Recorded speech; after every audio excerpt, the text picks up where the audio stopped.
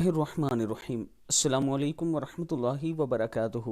نبی پاک صلی اللہ علیہ وآلہ وسلم صبح و شام کون سی دعا پڑھتے تھے؟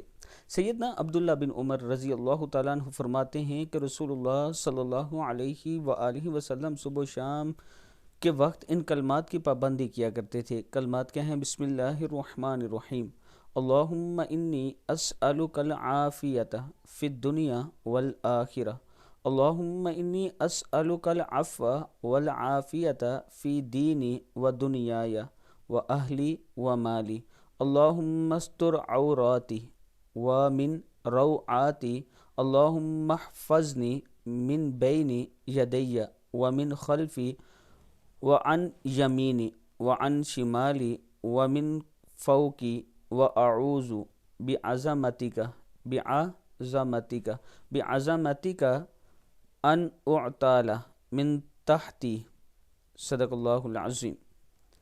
کتاب کا حوالہ یہ نیچے موجود ہے، آپ دوست دیکھ سکتے ہیں۔ ابو داؤد کی حدیث ہے اور ابن ماجہ میں بھی یہ موجود ہے۔ صبح شام یہ دعا ضرور پڑھا کریں۔ السلام علیکم ورحمۃ اللہ وبرکاتہ۔